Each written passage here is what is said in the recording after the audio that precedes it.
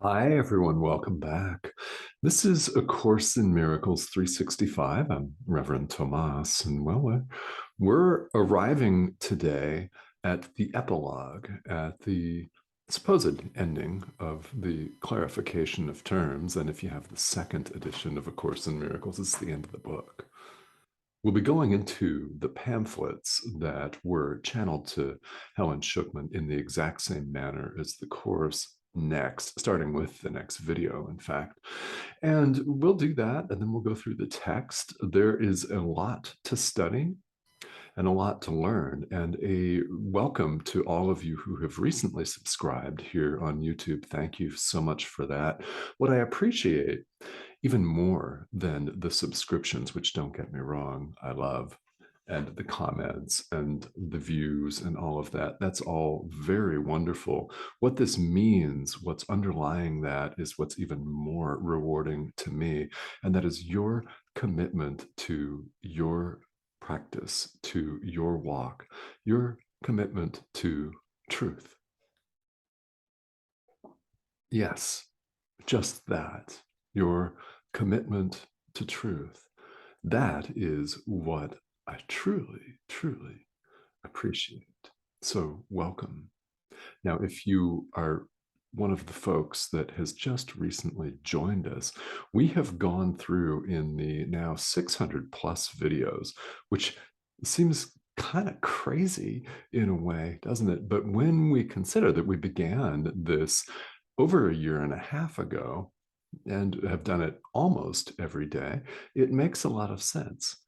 In those 600 plus videos, we have the entire workbook for students and the entire manual for teachers, and we will be doing all the rest, including the text. So, as we're going to talk about in a minute, you're in for a joyous ride. I almost said a long ride, but maybe it won't be long. Maybe it won't be. Maybe it won't be. Who knows when awakening will come? Can any of us say at what point in time this happens? We can say only that we know it will. Of that we can be certain, and that's the message that Jesus gives us here in the epilogue of the clarification of terms. It's very beautiful. And sentence one, yeah, I love the way he just starts out saying, forget not, once this journey is begun, the end is certain. Okay, once this journey is begun, the end is certain. This is beautiful. You know, it's also funny because you can't go back. I know. Yeah, none of us can. The journey is begun. The end is certain. What is the end? You know what the end is. The end is awakening. The end is waking up in God, where you've never left. You've always been there. We're waking up. This is what we call the path. This process of waking up is what we call the spiritual journey, or our walk, or whatever terms we wish to use. That's what we're talking about. And this message, I hope, is one that you take as highly reassuring. Once the journey has begun, the end is certain, and we can relax in that certainty. We can trust in that certainty and just keep doing our forgiveness work right here in the present moment, certain of the outcome. What pops to mind are the last few lessons of the workbook, and all 361 to 365. They're all the same. This holy instant would I give to you, you being the Holy Spirit. Be you in charge, for I would follow you. Certain that your direction brings me peace, certain trust. The more you do it, the more you do this course, the more certain you become. If you're not sure about that, I invite you to do it. Hold that question. These are good questions along the way. If you count yourselves among the people that are kind of skeptical at the moment, well, that's really quite natural, isn't it? Questioning on the path is always good. It's always good. You may be asking yourself, well, how can I be so sure? Will it work? Well, you'll never know if you don't do it. And once you begin to do it, then your experience will show you that this is true.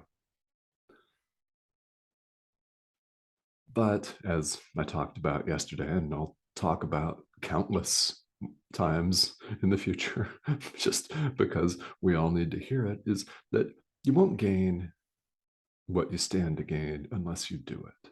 Now, if you start and stop, no problem. Nothing is wasted here on the path. When I instruct people in meditation, as I've done for several years, I like to tell them and reassure them that nothing is wasted. And it's just the same on the spiritual path.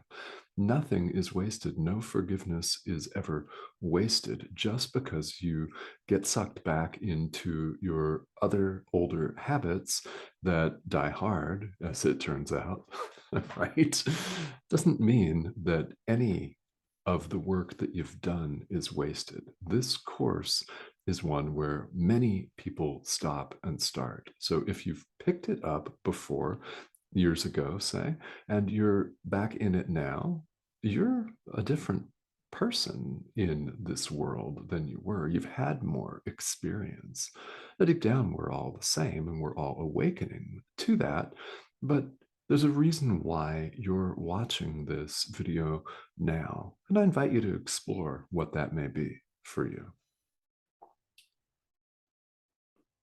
This is a very calming message that I invite you to read. This is the epilogue of the clarification of terms, and I invite you to read it more than once if you have time and if you remember to do it. It's very comforting, it's very reassuring, and Jesus tells us, be not afraid.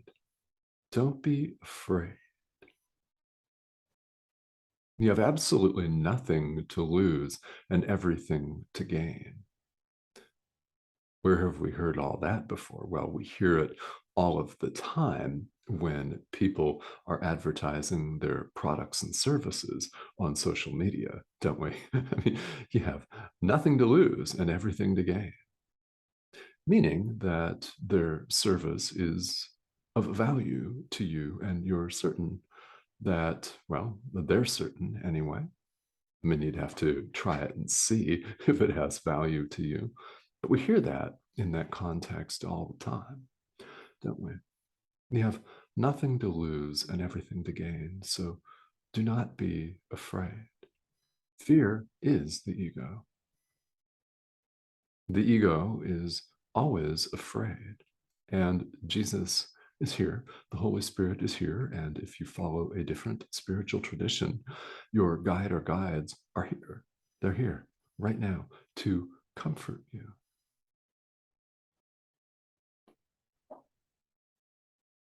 Fear naturally arises on the path. All any teacher can say is, don't be afraid. All we can do is reassure you. We get afraid of all kinds of things. And how do we know if we're having a fear-based thought? Well, it doesn't make us feel good. It makes us feel anxious or sad or anything that isn't the boundless joy of who you really are, the Christ, yes, the Son of God. Anything that's not joyous and happy and confident and certain is a fear-based thought. These are all opportunities for us to be aware and forgive. That is the essence of the spiritual path. And what we're learning to do is relax and trust. we are learning to relax and trust our inner teacher, your guide or guides, the Holy Spirit here in the Course, Jesus. We're learning to relax and trust and to set fear aside, not to kick it in the face, which makes it an opponent, makes it real to us, but to gently set it aside. And the light of truth simply dispels it, doesn't kick it in the face. It's like turning on a light in a dark room. The fear simply disappears. What we're doing is we're going deep with ourselves and dispelling, forgiving and releasing, setting aside, not violently, but lovingly, forgivingly, peacefully, setting fear aside one moment at a time. So, as often as you can remember the idea from A Course in Miracles, the forgiveness practice, whatever that may look like for you, as often as you remember, return to your practice. Life is a living, breathing, waking meditation. It is not like a living, breathing, waking meditation. It is a living, breathing, waking meditation. Here's what I mean by that. If you've done any formal meditation practice, and I suspect that most, if not all of you, have at least dabbled in this or attempted this at one time or another, it's a common instruction to just let your mind rest, focus right on the object of meditation, and let your thoughts just go. They will continue to arise on their own. Mind never sleeps, even though the physical body may. We dream, yeah. Mind is active the entire time. Oh yeah. And same with meditation, but we notice when we get distracted by these thoughts and return our awareness to the object of meditation. So substitute the object of meditation, say a mantra or the breath or sound or a visualization, whatever that may be. The voice of a guide, if you're doing a guided meditation. Substitute the object of meditation with your spiritual practice. Every time you realize that you've gotten carried away by the mad train of thoughts in the world, return your awareness to your spiritual practice, whatever that looks like for you. It's a peaceful, a loving, and a beautiful message. So, of course, Jesus is going to give us that. Every passage of this course is a peaceful and loving message. And this is a beautiful way to wrap up this segment. So I invite you to consider life as a living, breathing, waking meditation, where when you notice that you're carried away, bring your awareness back to your spiritual practice. And a special message also for those who may not have a dedicated spiritual practice. Bring your awareness back to the question, what is my practice? And hold that question. You will receive an answer, and it may or it may not be A Course in Miracles. There are many doors. So there's never been a better time to be looking.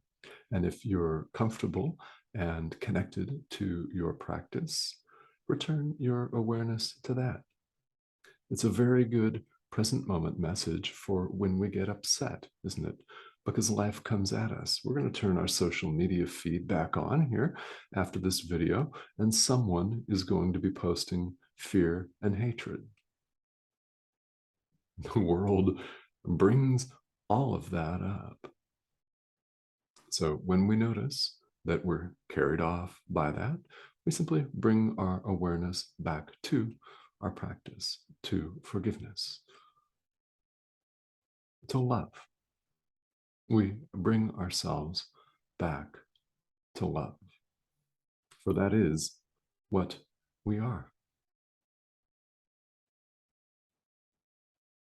What else? I think we'll leave it at that. And thank you, as always, for joining me right here. We'll see you again soon.